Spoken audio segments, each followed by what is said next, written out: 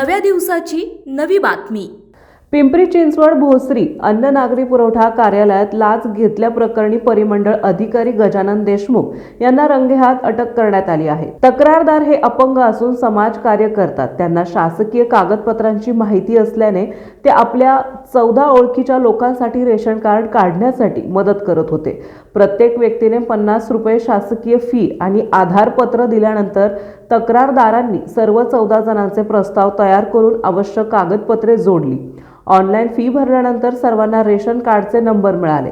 त्यानंतर तक्रारदारांनी हे ration card मिळवण्यासाठी भोसरी अन्न नागरी पुरवठा विभागातील परिमंडळ अधिकारी गजानन देशमुख यांची भेट घेतली। देशमुख यांनी प्रत्येक रेशन कार्डसाठी 900 रुपये प्रमाणे 12,600 रुपये लाच मागितली।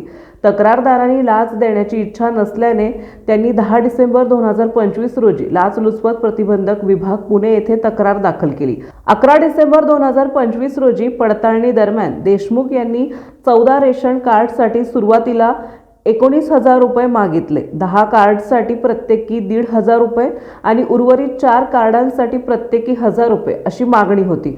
तडजोडीनंतर त्यांनी 16,000 रुपये स्वीकारण्याचे मान्य केल्याचे स्पष्ट झाले। त्याच दिवशी लाचलुचपत विभागाने सापळा रचला।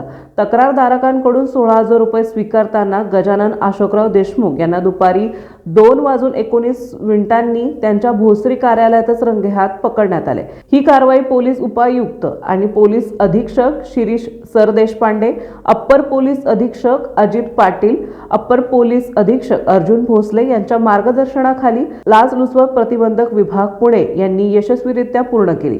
या घटनेमुळे पुरवठा विभागातील लाचखोरीचे आणखी एक प्रकरण उघड झाले आहे। आपल्या परिसरातील महत्त्वाच्या बातम्या पाहण्यासाठी आजच नवप्रभात न्यूज चॅनलला YouTube वर सबस्क्राइब करा आणि बेल आयकॉन प्रेस करा।